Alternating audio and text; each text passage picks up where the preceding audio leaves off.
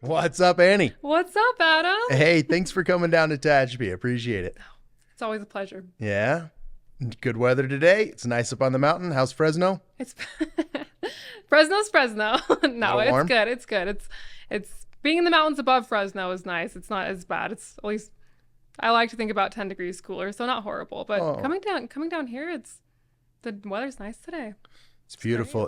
The Tehachapi Pass has been gorgeous for a few days. The weather's been perfect. Yeah. But you made it through the hot Central Valley. Yeah. Yeah. Going through the 99 once you're past honestly the 58 is much better than the 99. So once you're on there, you're almost in Tehachapi. That's right. Everything's good. You're in the foothills. Life's good again. So. Well, I'm glad to see you here. And now you're with Amara NZero. Yeah. Yep. How long have you been with them? I've been with them since January, so 8 months now. 8 months now. Yeah, it's been amazing. It's a great company. Obviously, I'm more wind focused, but we do wind, solar, nuclear, primarily in the U.S. And globally, it's a whole nother level of things. But in the U.S., that's kind of our focus, and mine is wind and taking care of the U.S., specifically the Western U.S. So it's been great. It's a great company, great people, great team. You always have such a great amount of energy, Annie, and you've only been in renewables for a couple of years. Yeah. So 2.5 years. So you never are done learning, in my opinion. There's always more to learn, especially being, I think, younger and newer in this industry. I'll soak it in. Like you and I talking, I can just sit and like listen to you, and I'm just yeah. So always learning something. Yeah, exactly. You're never gonna know everything, and that's part of kind of renewables in general. I think, because it's always evolving, always changing, always looking to the next big thing. What's the next better thing? So it's great. You've got a lot of passion for this. All right, let's start off. We always do this what's up career discussion kind of bit, usually towards the end, but I think we need to highlight you and that piece first. So tell us a little bit about where did you go to school and what was that career path, some of the passion, interest, awareness. Give us that story. So I guess I'll kind of go back a little bit. So I'm born and raised in California. Once I wanted to go to college, I actually went over to the East Coast, Massachusetts, got my undergrad degree, played volleyball over there for 4 years, and I ended up majoring in liberal studies. Like I said, I kind of wanted to go into teaching at that time, but I wasn't completely sure. So it was kind of a generic major that I can go for and kind of go from there to see what I wanted to do. By the time I was about to graduate, I already had all my classes done, and I just basically needed units to fulfill that. So they said, if you take this class, you'll have a minor in visual and digital arts. I said, okay, I'm going to get a minor in visual and digital arts, I guess. So I did that, and that kind of actually helped me when I went to go get my master's degree at the University of East London. I chose to do my master's in media, communication, and global development. And so even though my minor was not something I was initially interested at all, it kind of put me in the direction of what I want to do with my master's degree. And the reason I actually ended up going over there in London in the first place is to play volleyball. They reached out to me after I was done with undergrad and said, okay, come play over here for us. So I got to kind of extend my athletic career as well. But it was really great going over there and kind of choosing my master's degree as media communication and global development, because even though I kind of did that off of my minor, it really put me in the direction of the global development aspect and the sustainability and sustainable development goals, and kind of how the UN sees everything and just the way it works. And I think part of what global development is too is what's going on in other countries. How do we reach our goals by 2030, by 2050, all of our, the goals that we're trying to reach. So that fascinated me. Once I was there, that was kind of end game. I knew that's what I wanted to do. And then I have some family. I have brothers who work in wind, and you can always tell their passion for it and how much they kind of joke around with me and how much they love the wind space specifically. And so it's great. They kind of got my mind going with this a little bit. And right out of getting my master's degree, I was not in renewables. I took up a job. It was great. I worked with underprivileged young adults, and it was kind of great to see their paths go in the right direction. But it's not what I wanted to do long term. So once I was kind of in that, and I was my head was going into a different space, I was like, let's do this. Let's get into renewables, and the rest is history. Oh my goodness. The last 2.5 years, history. Look at that. I love that you took the minor and those extra credits that you were just trying to check the box. Yeah. But that if you wouldn't have done it, you wouldn't maybe have found this passion. Totally. Help me understand, how does media and global development go together? Is that one minor? Is the whole, or is it two? So the media, communication, and global development, that was my master's degree. And so I completely understand where you're coming from, because that seems like three things that are a little bit wonky together. I think part of it was really how the media portrays global development and how things are portrayed in the media in general. So I think there's, been some past examples and history and kind of memorable areas within our country and all over the world that kind of might be portrayed a little bit differently or misconstrued or whatever. And so it's kind of tapping into that and how that should be portrayed. That's kind of the media and communication side of it. And so that was great to learn about, but my passion was totally in the global development aspects. So it was, give me the sustainable development goals. What are we doing to make things better? What changes are we making? Like, how are we going forward? And so that's kind of how it came all together in that master's. So it was really interesting. A lot of the professors that I were going overseas all the time to kind of see what they can do. They were giving speeches over there. They were educating people in other countries and our country. And like I said, it was in London. And so, I think that's a good pool of people and professors that I had that were able to do that and kind of help the sustainable development goals in their own way too. The global development, was it heavily tailored towards energy? Was there more in education, healthcare? All of that, not just energy. Yeah. Energy was a part of it. If you know the sustainable development goals, that's a part of it. There's life underwater, there's education, there's gender equality. So it's a very wide range, and it's amazing. And I think it all kind of piques my interest. But I think renewables, especially in the U.S., there's just endless possibilities of what you can do and what we're going towards.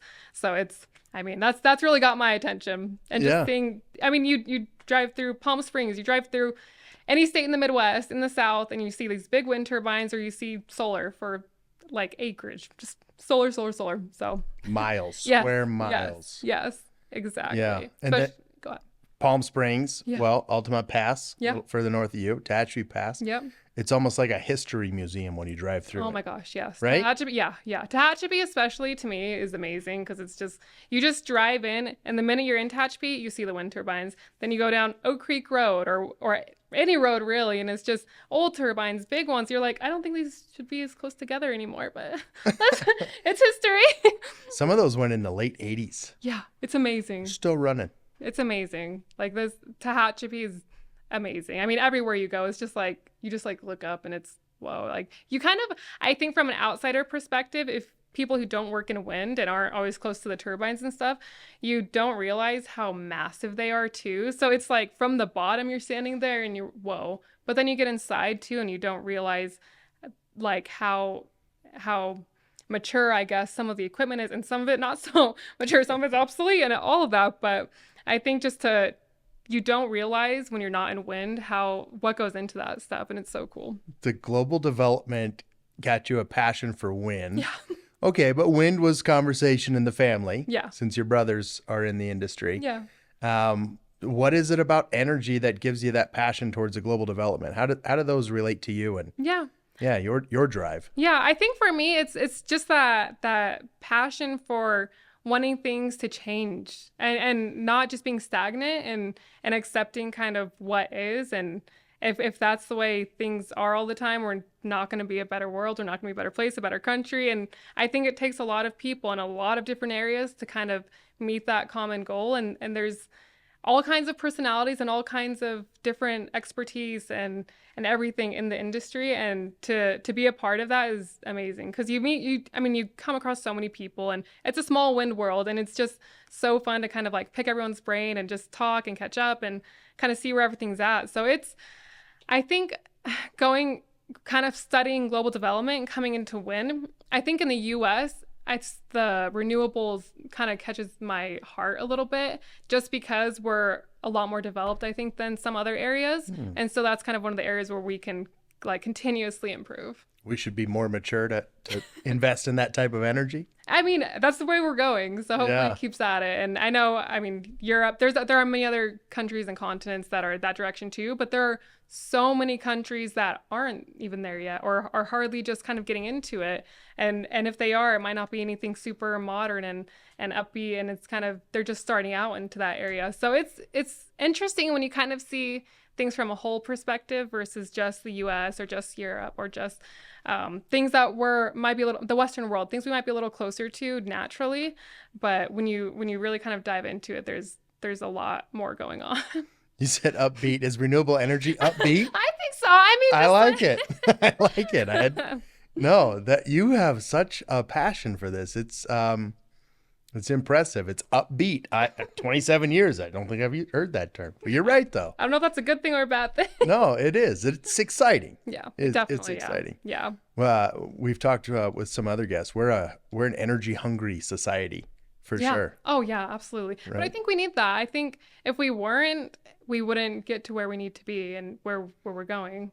We need that push. If we stop, it's just gonna be stagnant. So keep consuming the power, Yeah. right? So that we can keep building more renewable power plants. Yeah. Yeah. Okay. All right. So you go to college, your minors get you the interest in global development. You learn more about renewable energy. You got a little bit of a family, so kitchen table talk, you're learning stuff Yeah. at home, right? And then your entry is in sales. Yeah. Is that right? Essentially, You start selling Yeah. parts. yeah. Okay. Yep. So I got into wind, and it was I mean, outside of my brothers and kind of what they have taught me, a lot of it was new to me, and so I was just taking it all in and really absorbing things, and still that's what I'm doing, and learning and learning and learning. And so it's that kind of intro really got me into it, and now I'm kind of in it, and I just love the people, I love the industry, and going that direction. So it's been fun for me. I love it. I just love meeting all the people. I love being able to have a solution for them. There's just so many different reasons to kind of have that passion for it, and so I could go in a bunch of different directions.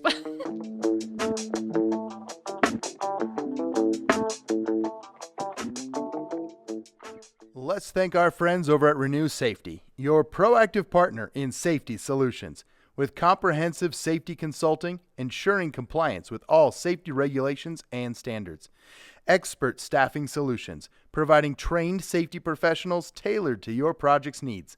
Commitment to sustainability, promoting a safe and sustainable working environment. Contact Renew Safety at info@renewsafety.com and speak to one of their industry experts about their proven track record for safety management on numerous projects.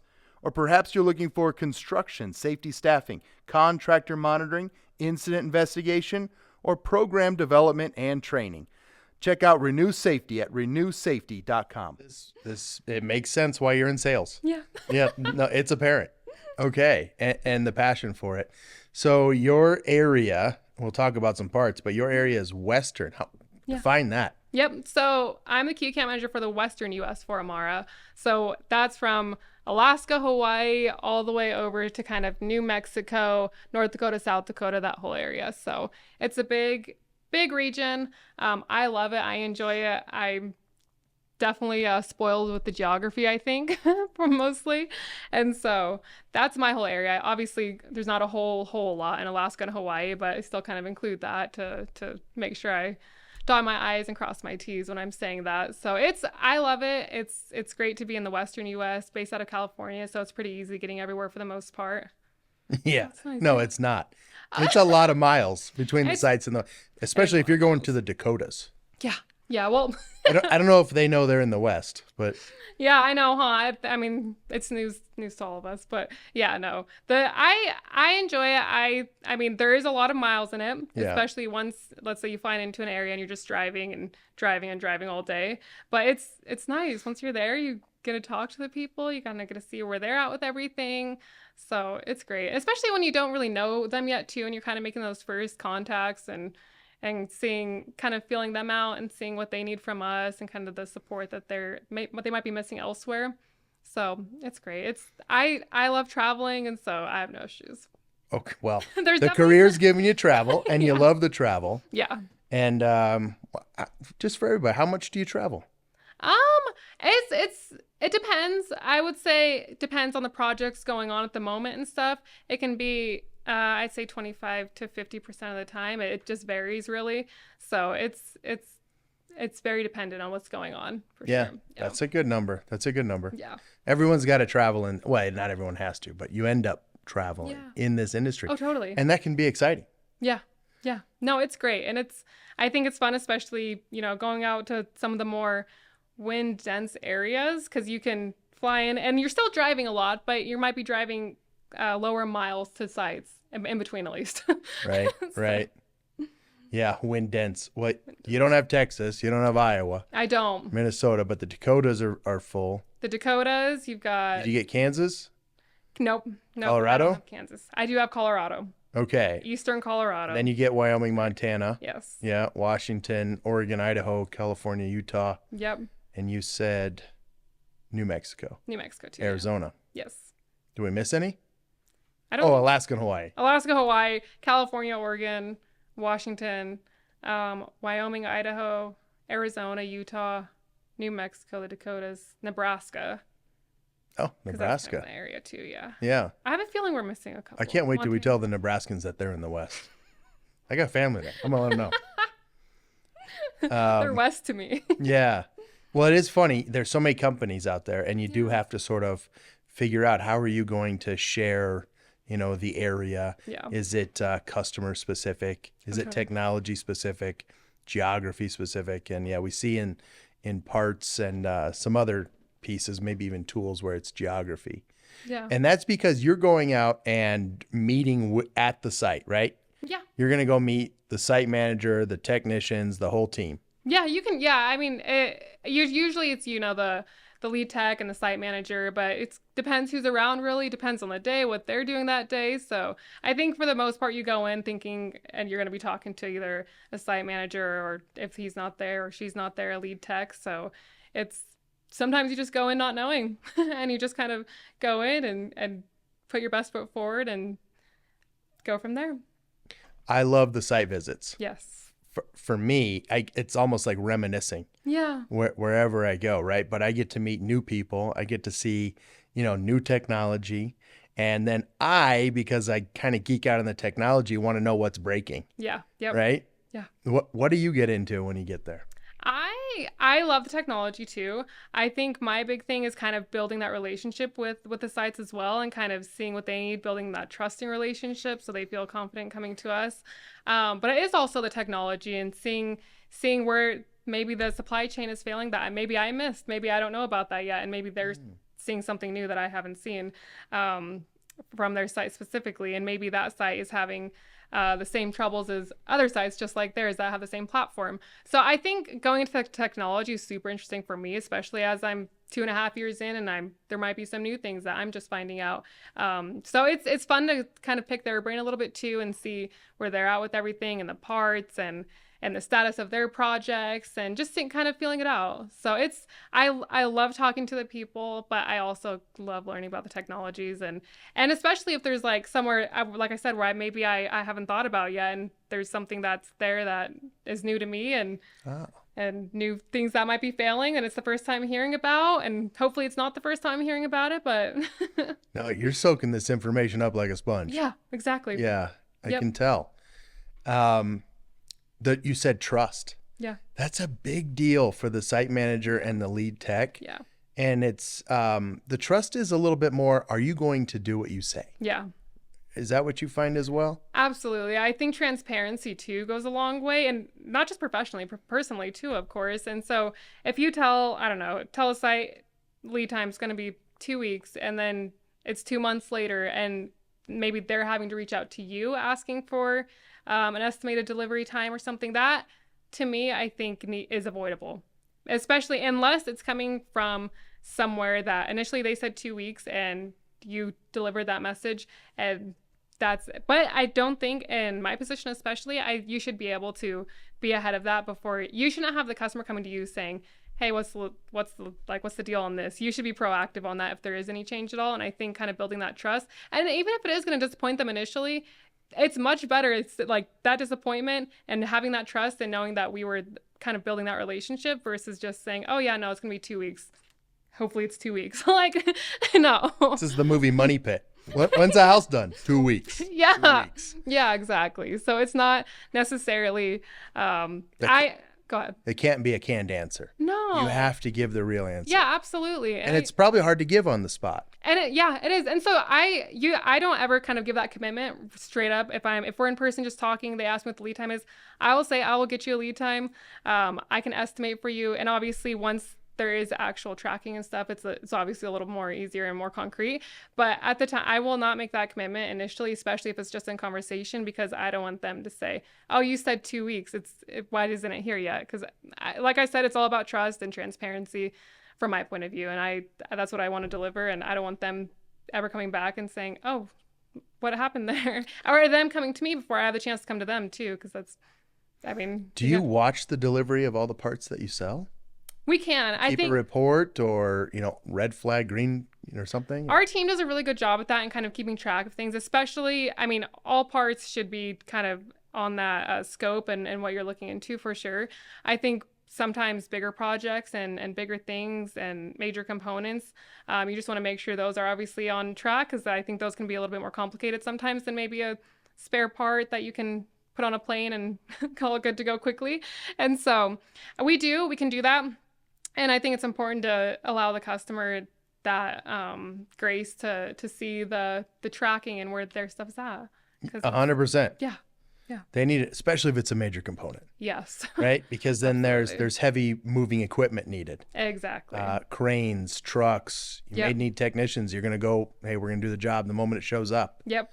Timing and logistics is very important. Yeah, exactly. And thankfully we have a great team, so they make it a breeze to kind of keep track of things and keep things going smoothly. So they make it easy for us for sure while we're out in the field sometimes. That's good. That's first class service. If you're following up on the delivery and if you see an issue, connect with the customer immediately. Yeah. And I think part of our growing too, and here in the US, is making sure we're on top of all that. Because I think, there's always change and growth too, and there's always your learning and stuff. And so part of our commitment, especially being the key account manager, is you're kind of the face of some things. And so you have to make sure like things are going through well. If something's not right, you're going to make it right. And so it's always that customer relationship and building that trust. That's it. And if you do fall short on the delivery time or some piece of it, you may not get that second phone call. Exactly. They might just be kind of busy when you show up for your meeting on site. Yeah. Yep. Yeah. Exactly. So you don't want to be, and it too. You'll know when it's not right. You just know, and it's avoidable. And just being that transparent and open communication. Like I said, it might initially kind of be a disappointment by saying, oh yeah, it's going to be about 4 weeks, but I'd rather under promise and over deliver than over promise and under deliver. So I'll take that. There's site managers and lead techs out there that love that, right? Yeah. And when it doesn't fall into the timeline, yep. It's a bit on their shoulders. Yep, exactly. Right? Yep. I was planning on this and I made all these other arrangements. Something fell short. Yeah. And for their company, well, they're the one responsible for it. Yep, exactly. And like you said, if it's like a major component, or if it's something that maybe they're getting kits from us for or something, and they're planning on doing this all in one day, and they need techs there, or they need some outside, I don't know, equipment and stuff there that they can have like for that day. And then if the parts are in there on that day, then like what's everyone else there for, kind of thing. So it's important to me to kind of keep that going. It goes a long way, just building those relationships and keeping that trust and making sure that when things are delivered, that they got them, it's the right part, everything's good on their end and all of that. Like, yeah, we can see it through the tracking link and, the delivery and everything, but there's more to say that, yeah, we received it, everything's good, this is the part. Actually, we already have it up tower and all this stuff, so it's great. No, that's fantastic. Okay, 2.5 years, you've done a lot. How many sites have you been to? Oh, gosh. That's a hard one to answer. Have you been to sites in all of your states? I have been to sites. I have not been out yet to New Mexico, Nebraska, and the Dakotas. That area, I have not been. I've driven right through Nebraska, coming back into like Wyoming or Colorado, but I have yet to go to those states right there. So, You're going to want to get the Dakotas done before about Thanksgiving. yeah, yeah, yeah. So I've heard. Yeah. No, but yeah. So I've been, I think, to all the other states really, and actually Alaska and Hawaii, haven't been out there yet. We do have some things going on out there, but haven't been out there quite yet. So it's lots of travel, lots of sites, lots of offices, warehouses, the whole thing. So Well, New Mexico's got a ton as well. yeah. So New Mexico, Nebraska, and the Dakotas. I think I've been to, I don't know if I've not been to a site in those states. New Mexico. You've been to all the sites. I'm pretty That's sure. Impressive. I don't think I missed any. Yeah. Great people. Oh, I love that. You're going to love those sites when you get to those states. Yeah. Yeah. The Dakotas are fantastic. Friendly as can be. Same with Nebraska. Yeah.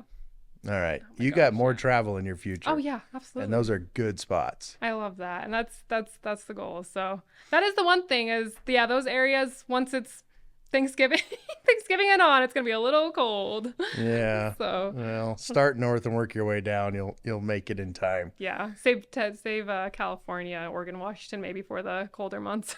New technology in those areas too. Yeah. You might get to see some new turbine types. Yeah. Mm-hmm. Yeah. It's always fun to go see the new stuff too. And cause you see a lot of the same stuff that's been around a little bit, and to see some of the newer technology come up is fun. So it'll be good. But yeah, no, the traveling is great. And obviously there's some areas that I prefer just cause the scene or what sites or whatever are out there. So it's great.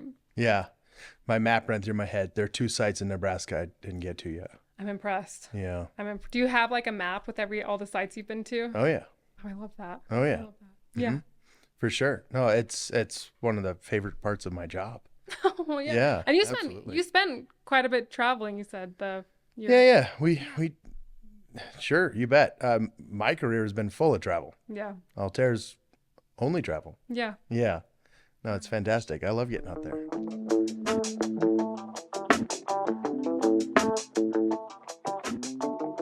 We'd like to thank our sponsors, 3S Lift, a global supplier of safety and access solutions with a focus on wind energy. Their innovative ladder-mounted single technician lift called the Climb Auto System completely eliminates the need to climb ladders up to 120 meters. And if you've ever climbed in the freezing cold of North Dakota or the sweltering heat of South Texas, you know the safety and efficiency value that this product brings to wind technicians and owner-operators. In North America, 3S has installed over 15,000 of these lifts and are installing 200 per week. If your site is still climbing, you should contact 3S Lift at info@3samericas.com to get your quote to retrofit your turbines, or go on their website, 3slift.com, to learn more. Got your area. We know which states you'll be visiting next. So if you're in New Mexico, Nebraska, or the Dakotas, Annie's going to be calling and showing up. Yeah. I love that. All right. So a little bit about the parts then, and Amara. Yeah. What are you seeing? What's in high demand this year? For us, so part of our offering is we have our storage, we have our spare parts, consumables, major components.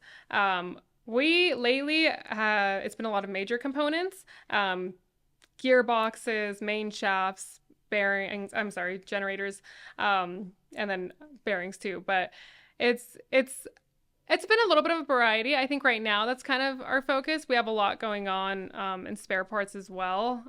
But I think our being a Spanish company and coming into the U.S., we have a lot of Siemens Gamesa, Nordic Acciona, and all of that. And so, but that is not our primary focus.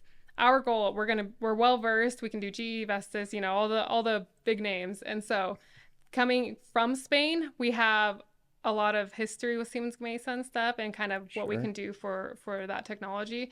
And so there's nothing closed off, and we're an open book. We want to do better. We want to get better. We've done great work, and so I want to continue that direction. Okay, fantastic. All right, now you led into Amara's Spanish company. Yeah. How old? How long has Amara been around? 60 plus years globally, and we're a little bit newer in the U.S., but we're here and we're gonna continue growing. Formerly, we were Ergitech, and so now we're Amara NZero here in the U.S. as of January. And so if Oh, there might be, okay. yeah, there might be some old Ergitech stuff going around that if you've heard of that, that's who Amara NZero is now, formally. So we've been in the U.S. a little bit. With wind, now solar, nuclear, services. And what I mean by services is warehouse storage, if you need us to deal with any of that. So if it's major components, spares, we have expanded quite a bit just this year. We have warehouses all across the U.S., from California to New Jersey. Houston, our main office and warehouse is in Houston, but we're not closed off to anything at all. And we have quite a few warehouses across the U.S. So it's And, been, and a fair distribution of parts in all those locations? yeah. So that's what we're going towards. So we have, like I said, we have wind and solar especially. So we want to be able to kind of use those warehouses, especially the ones maybe in the port areas Hmm. that would be better utilized by customers, by whoever needs them really, to be able to fulfill their needs at the sites. And maybe if we need to store something in our warehouse until they need it, if it doesn't make sense for them, or if they don't have the room at their warehouse, we can handle that and we can kind of work out the logistics of it. Are they taking you up on this? Is this something that's in demand amongst the It sites? has been, yeah. We have found that for sure, and that's interesting for me and kind of learning the logistics side of the warehousing and the servicing, because there's so much like opportunities and things that you can kind of choose and pick from when you're doing this. And I was unaware of that, and so it's really fun, kind of hearing our operations background with Amara and how we can help support that. And so I love it. It's a kind of a new area for me to learn about, and so that servicing warehousing side of things is super interesting, and it has been definitely. It's picked up some interest, and we're in the works for some stuff right now. So it's been great. It's so fun to learn. It solves a few problems, doesn't it, Many. for that site manager? So it's availability Yes. to the part that they'll likely need this year, just Yeah. don't know when. Yep. And it's a big part. Mm-hmm. Can't store it on site, Yep. right? Need to bring in a crane, Yeah. a large forklift, something to move it. Yeah. So it kind of like locks in their availability for timing. Yeah. Exactly. Hmm. And if it's something that may be coming from Europe or something, we just need to have it in the U.S. to take off some of those weeks or however whatever the lead time is initially, and just bring that here and have it for them. And we can do the maintenance on it and everything. So we're not just like leaving it be, that's worst case. But You're doing the storage maintenance on it. yeah. So Oh, that's fantastic. yeah. Like I said, we have a great team, and so they make my life easy. And so that part is really interesting for me to learn, because I've always been managing accounts or doing the sales, and so to be more on the operations and the logistics of that, it's so cool to learn about. There's a lot of logistics to this A business. lot. Yeah. And it's only getting more and more challenging. Challenging in a good way though. Not so much Oh, just opportunity, excuse me. there you go. The opportunities are endless. Yeah.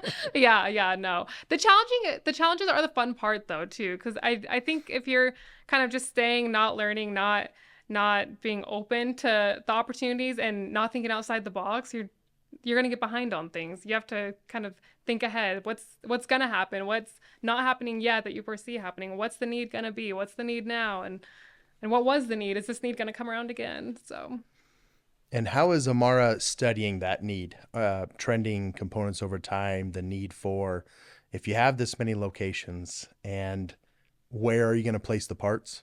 yeah. You think about, how do you study the need of the market, I guess is my question. I think obviously the biggest thing is customer feedback and just talking to seeing what's in the field, but also knowing the locations of the ports and where are things coming from and where the sites are too. So if they want it closer to their site, we might be able to store it in a warehouse that we have closer to their area versus putting it in Houston or putting it somewhere on the East Coast if they're in Oregon or something.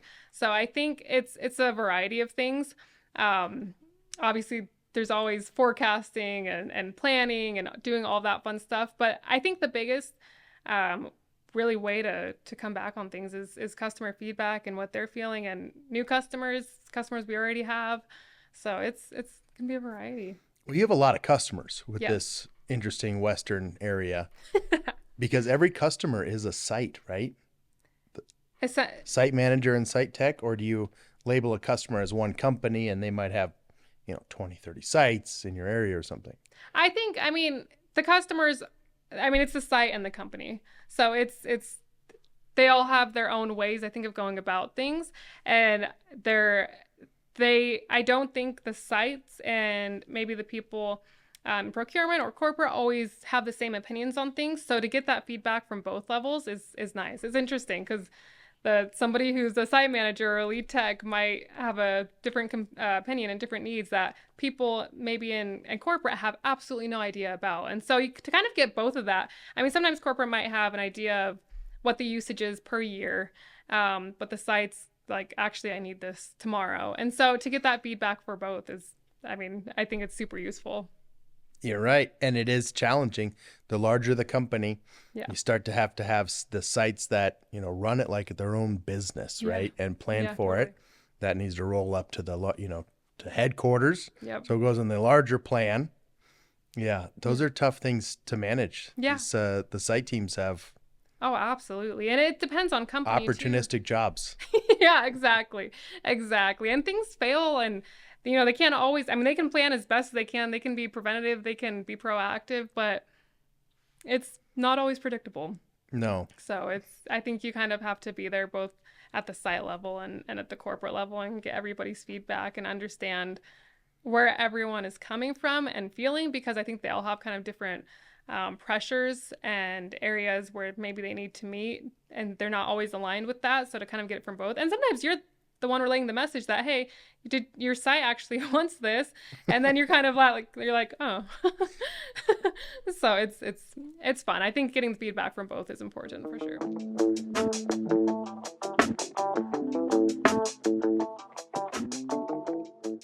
We'd like to thank our sponsor, Altair Energy Services, and their highly trained, expert technical staff, leveraging decades of renewable power management experience into customized solutions for everyone to meet their energy goals and contribute to a better future for all.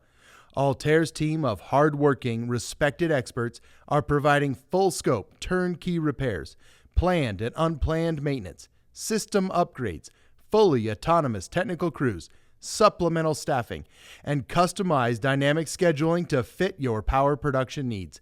Contact Altair at info@altairenergyservices.com and learn more about their wide range of capabilities across multiple power technologies and platforms. It's hard to share that kind of information in large companies. No, and I think I love that, all of these people and places are your customer. Yeah. And so the only way to get this market study completed for a parts company is to go and speak with all of them. Yep. You get to take the information you learned, right? Amara gets to take the information and start pre-planning. Yeah. Okay, well, this might be the area where we're going to need X amount of these widgets and T amount of those. Yep. So do you shift them sometimes from location then? Maybe bring some more into a U.S. port from Spain ahead of time? Yeah, exactly. Change your min-max levels. Yeah, so we can, because we're very global. We're in 18 plus countries, so we kind of have that leverage, not just in Spain too, but in other countries. But we do work closely with our Spanish team and bringing parts in frequently, and we can kind of change what the needs are depending on what we're seeing in the field, and so that's easy for us. And we have a great team in the U.S. We have a great team in Spain supporting us as much as they can. So it's great.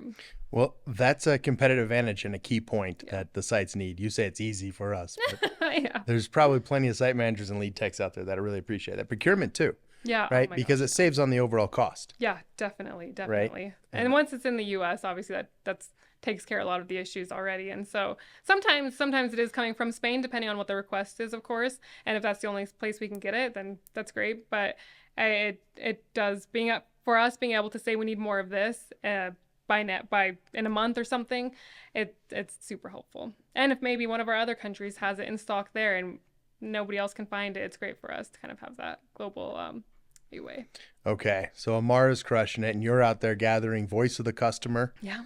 In the Western region. Yep. All right. I was noticing on the brochure that Amara NZero is net zero for emissions. Yeah. Is that okay?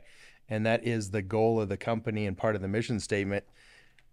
Did you go and just find this company? You like Googling which ones are so passionate about this energy like I am?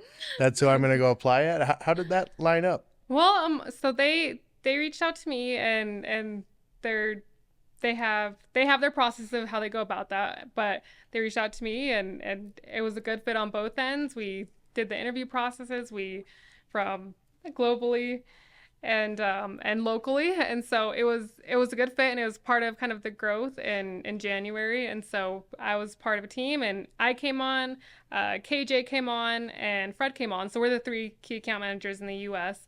For wind, and so we all kind of got brought on and started making our way and figuring out where we need to go from here. And we have people, some executives that are really great that we work with as well. And so it's not just us, it's Javi, it's the people in our procurement team. It's we just have a great team. And so it was coming on to this, I think the culture fit was nice. It just kind of worked out, and it wasn't anything I ever had to worry about from the get-go. It was just easy, and the people are great. The team is great. We all have a very similar mindset of where we want to go. And I think we fill each other out very well. We're very complementary.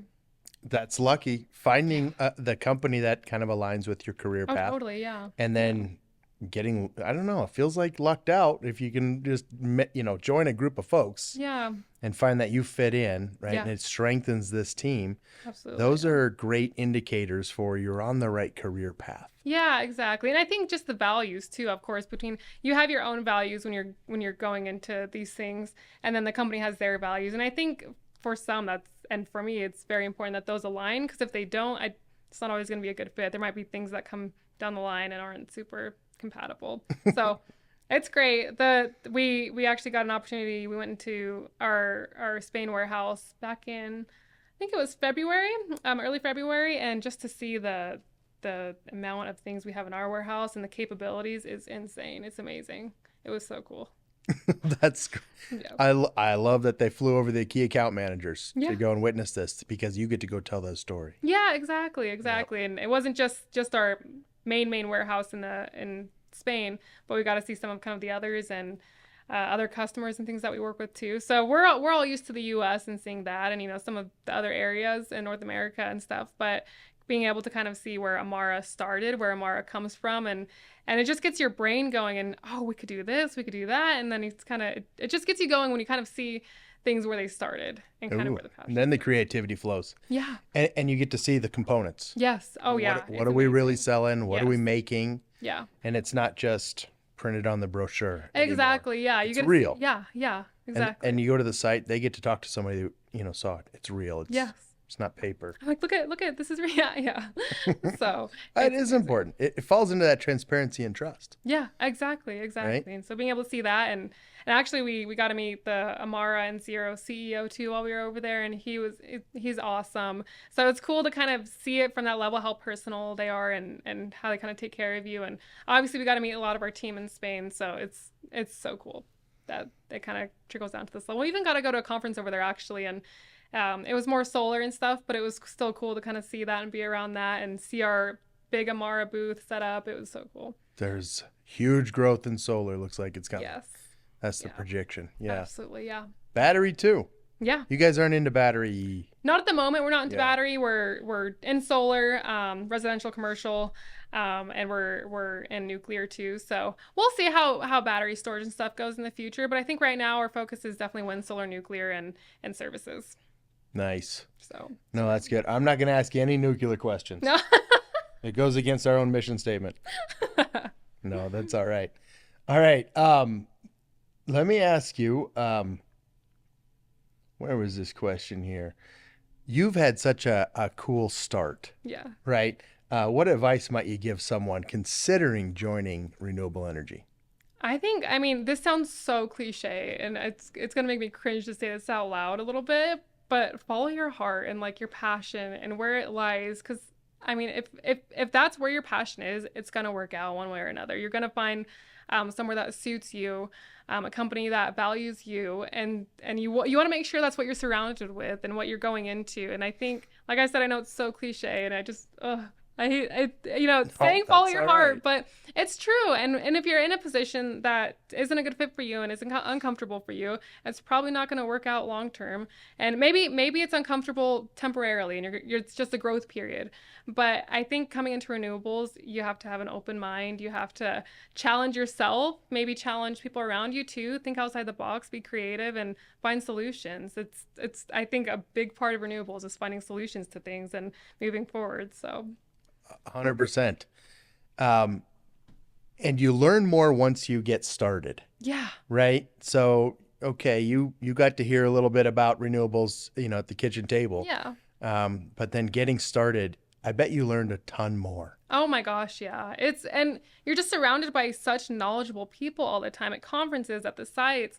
When you all are in one place, when we're all together in Houston, you just going off each other and learning stuff. And if it's whether it's being repeated or it's something you've heard for the first time, it's just so fascinating. So I don't think you could really truly be closed-minded in the space that we're in, because I think you'd be kind of doing yourself a disfavor and not giving yourself the opportunity to really learn and grow and educate yourself and people around you too.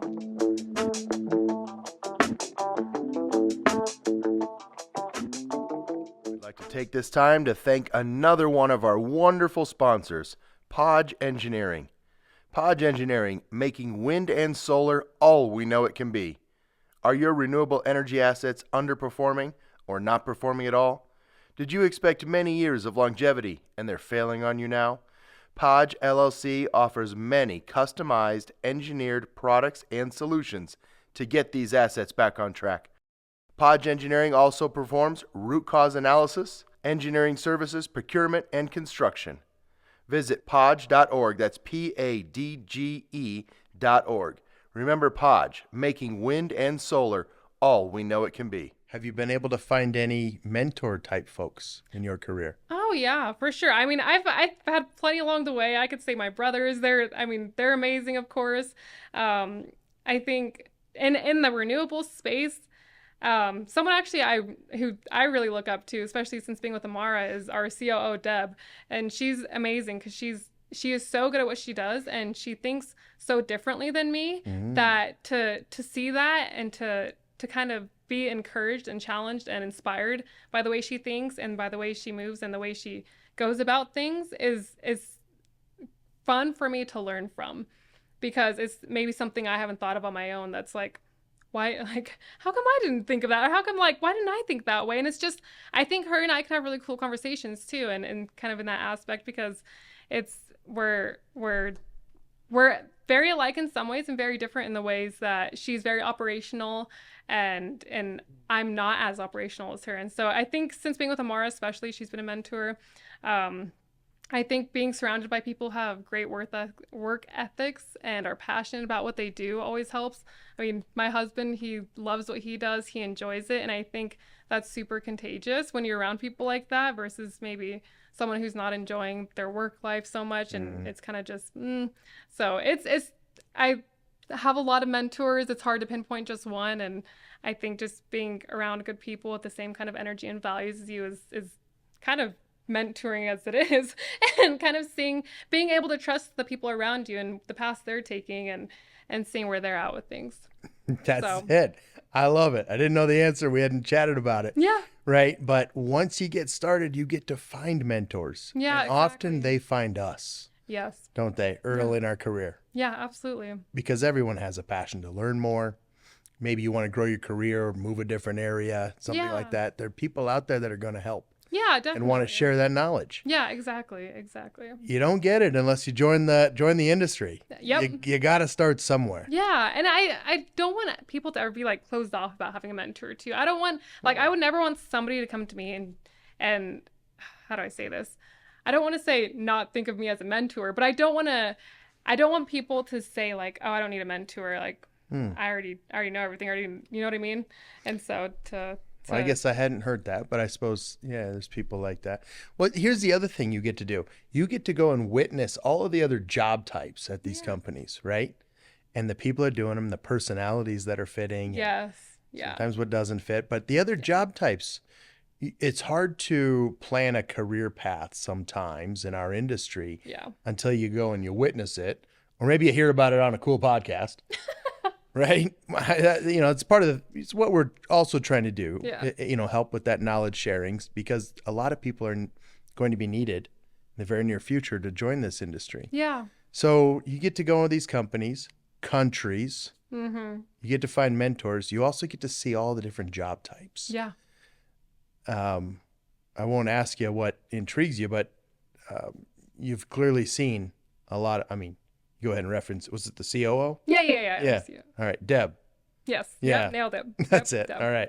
No, that's fantastic. I was talking to one of the students out here at Airstreams, Mm-hmm. and about his week of graduation, he said, he talked about some people he met. He goes, I didn't even know that was a job. Yeah. I just wanted to transition and get into becoming a technician. I didn't know about these other jobs. Isn't it crazy how like you come into something not knowing how many other little positions or behind the scenes stuff there are sometimes? I mean, us, I think we're kind of used to it because we've been here, but if we walked into a room, I don't know, refrigeration, we didn't know the refrigeration industry at all. We don't know what goes into that. I'm sure, businesses, we all have the same idea and operations, but there are so many, it'd be a different industry. There's just so many little things we don't know about. And so that's fun for him to kind of, when you're just graduating, to see what that exists.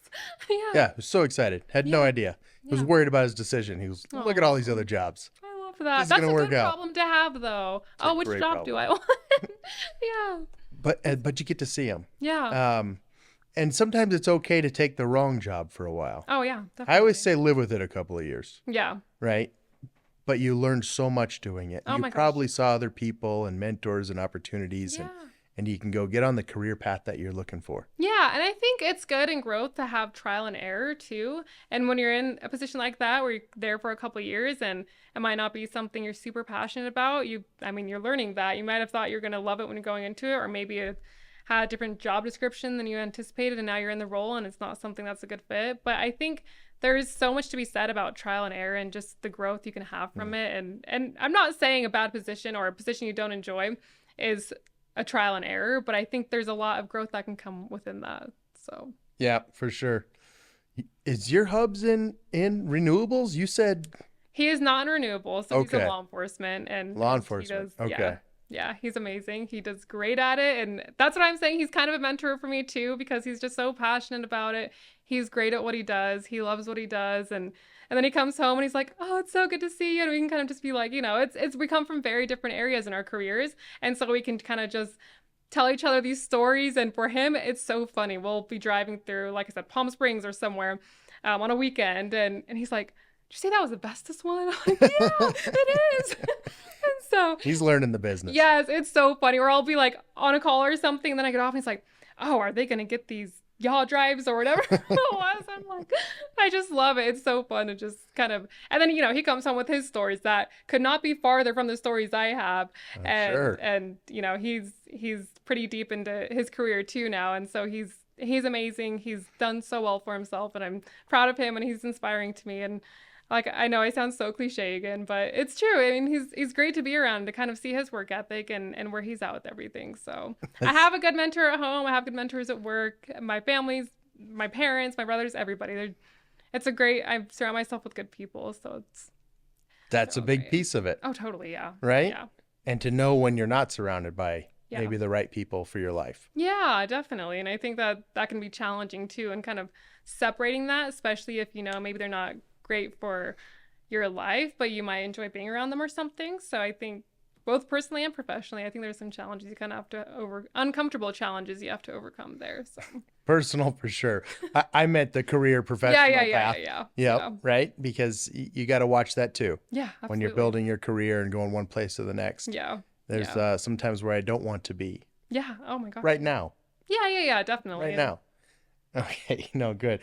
And can I say congratulations? I think you told me married June. Yes. Yep. June 18th, we got married. So it was amazing. It was beautiful. It was actually Diamond Cross Ranch out in Jackson Hole, Wyoming. So It was beautiful. We had the Tetons behind us. It was actually snowing the day before, and it snowed the morning of, which I heard is good luck. In June. In June, yeah. June Got to 7th. be good luck. Yeah, that's what I think. It was cold. The wedding actually was warmed up. The sun came out. You could see the mountains. It was beautiful. We had the horses running behind us. It was amazing. Wow. Well, Yeah. congratulations to you and Richard. Yeah. Congratulations. Thank you. Oh, that's fantastic. And you're in Wyoming, and you found a spot without wind turbines. Yes, I did. Probably one of the only areas. I mean, that's right. to be fair, Jackson Hole is probably not. I mean, it isn't like the rest of Wyoming, really.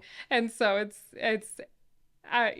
beautiful out there. It's a beautiful spot. It is, but I love being out there for wind too, and just kind of traveling.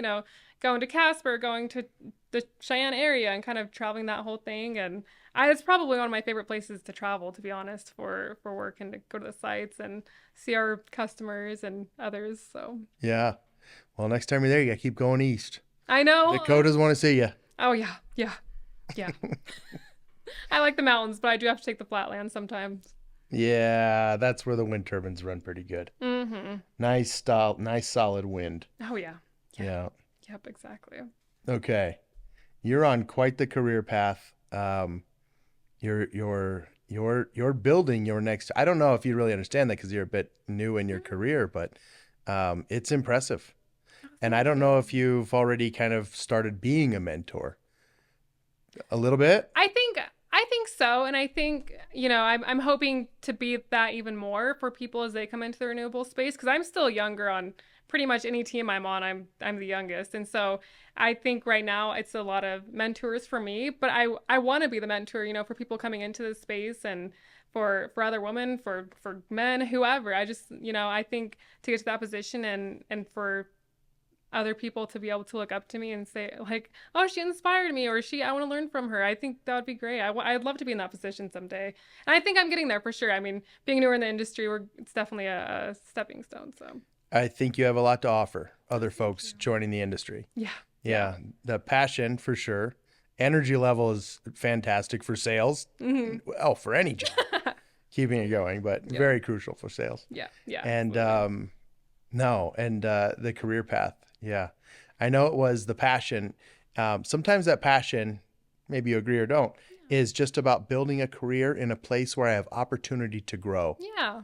Right. And this is one of those industries. Oh my gosh. Yeah. I don't know if there's a faster growing one. Yeah. I mean, we probably both know so many people who started in the industry or maybe had some career in the industry, went out of it for a year or two or however many years, and they come back right back. I mean, it's so common. I think, like you said, there's just endless opportunities really in the wind industry and in renewables in general. And so it's great. And to know that there's those kind of jobs still existing and hopefully even more coming and as we're growing. So even if you have a passion to invest in yourself and your own career, right? This is absolutely, a wonderful place to be.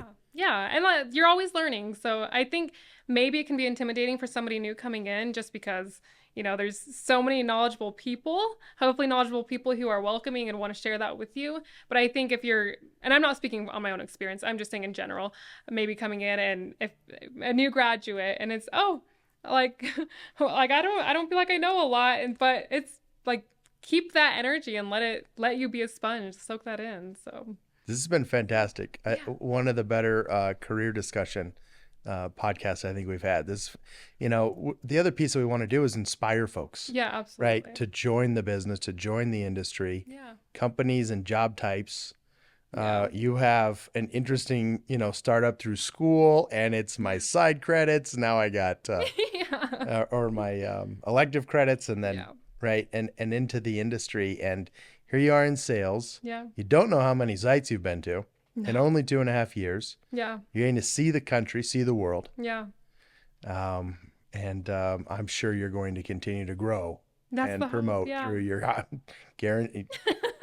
Keep on this path. That's not going to change at all. And do you know how many sites are in your area? Oh gosh, not off the top of my head. All right. So I was going to ask some sales quiz questions next. I won't push on that one. There's quite a bit. I mean, the way we are divided are based on turbines, and so I know there's many of those, obviously. And so it's kind of funny how how it seems like such a big region. But then Fred, he has like Texas, Oklahoma, Kansas. Right. But those are so wind heavy, obviously. And then KJ has kind of all of the eastern states that I don't have and that Fred doesn't have. And so it's kind of funny how it's like, oh yeah, I have this many. If you see it on a map and you see it colors, like I have this many states, and then Fred is like this. Right. But if you know wind, you know it makes sense. Yep. It's the quantity of turbines. Exactly. Yeah. That's pretty funny. Texas has got a concentration of turbines for sure. Yeah. You know, I have yet to travel to Texas I mean, it's not my region, but still I haven't traveled to Texas for any of the wind sites but I always hear about them and I hear great things. And there's a lot going on down there, so. Yeah. Yeah. Someday. You're still conquering the West. Oh yeah. Yeah. I'll worry about the West for now. That's right. That's right.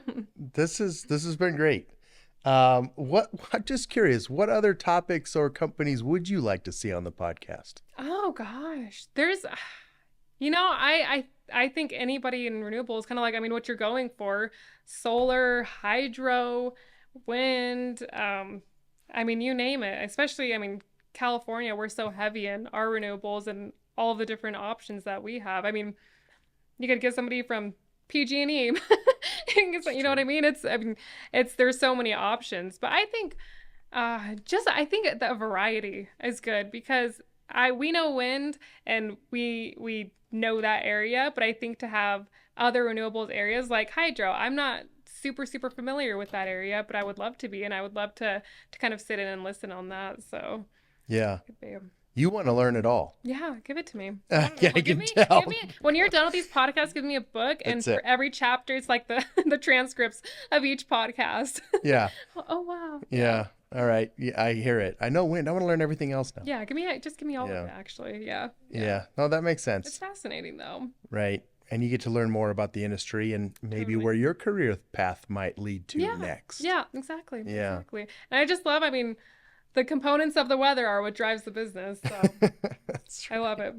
And in California, I have a little bit of everything. So yeah, we'll pray for high wind. Yeah. Yep. Until it's broken. Then it's no wind until we fix it. Yes. That day. Then I'll come in and hopefully save the day. That's right. That's right. All right. So speaking of save the day, so if you're running a wind site in the West, which we got to let Nebraska, North Dakota, South Dakota. Yep. What was the other one? North Dakota, South Dakota, Nebraska, New Mexico. Yeah, New Mexico. No, you're in the West now. Yeah. You need to get a hold of Annie at Amara NZero. Excuse me. Amara NZero. And I did look that up in Spanish, but I don't know if I'm right, so we won't say it on the podcast. And find out what kind of parts they have and availability. And it seems like you're giving first class service when you're following up and watching the schedule and the delivery and making sure that it's there. And if there's going to be a hiccup somewhere, communicating ahead of time, that's huge for the leadership team on the sites. Yep, exactly. And we want to give our best service. Spare parts, majors, whatever it is, we want to be able to deliver and make sure the customer is happy that you guys have everything you need on time when you need it. And hopefully it's everything that you need to. And that's part of, I mean, our kitting is such a big thing for us too, because we sites can have kits and they're not always necessarily what they want. Maybe it's too many of the parts that they don't use, or maybe it's not enough, or maybe they don't have the kits at all. And so when they're going up tower, they don't have everything they need and they're wasting more time coming back, going up. So that's one of the things we can offer too in the US is making own customized kitting solutions for the sites for whatever project it is. Tell us more. What are some of the kits that they're asking for? I mean, for us, right, we have definitely some things we're working on. It can be literally anything. It can be nuts, bolts. It can be maintenance projects. If you need, we can throw some towels in there. You guys want oils, greases. It depends, totally customer dependent and site dependent. What they want, what they need, what they're going towards. So it totally depends on their project. But we just need essentially the list of parts, the quantity for the part, and we can make a kit out of that, how many kits you want, and so on and so forth. So it's completely customizable, and that's a big thing we've been seeing with, and that we want to be able to provide there. And when do you want it? And maybe it's so many kits over a period of time, right? Yeah, exactly. 3 a week. Yeah, exactly. I don't want to sit on all these kits. Yep, exactly. Here's our tag time. Exactly. It'll all be there in the kits, and so they can have them, take them up. They'll know everything that's in it, all the parts they exactly need. If there's any little extra things, like I said, towels, water, what, you know what I mean? Just like little extra things that you can kind of just might need. Snack pack. Yeah, a little snack. I'll throw Yeah. some Cheez-Its in there All right, maybe. yeah. No. So that's one of the things we've definitely found that has been a need and that we've been able to fulfill. And so it's fun kind of seeing the different kind of kits that customers want and need and get curious about. And like you said, if they need it, whether it's in a month and we need to plan that quickly, or if it's in 6 months and we kind of can have that time to get that dialed in if it's a bigger project. So More notice, the better. yep, exactly. Yeah. Yeah. I love to hear this parts companies doing the specialized kitting. And the only Yeah. way you know is to go talk to that site leadership Exactly. team, right? Yeah. Yep. Okay, you might get some campaigns from procurement departments and things, but Yeah. so many unique bits about Yeah. urban models, location, Yeah. age of operation. Yeah, exactly. I think definitely at the site level, there's more information, especially for the kit side of things, just because the sites know exactly what they need and what they don't need and what they don't use. And God forbid they throw away parts and stuff, which does happen. So it's not, not necessarily throw away, but the parts that aren't getting used. Right. And so it's nice to kind of have that solution of condensing them or adding to them. So, and if they don't want that exact kit and they want to just twerk it a little bit for the next one, we can do that. So, That's fantastic. great. Annie, this is great. I'm so happy you came out to share your career path story is fantastic. I think going to be inspiring for a lot of other folks considering joining. And then, how amazing Amara is and the first class service that you guys provide. Yeah, well, thanks. Thanks for having me. I mean, it's always great kind of talking to you, catching up, and kind of seeing where we're at with everything in both of our careers and seeing Alta Air and your podcast and just everything. So it's great. I really appreciate you having me. We're having on here. fun. Yeah, All right. yeah. Thanks for coming down and take care. Yeah, you too. Thank you. Bye.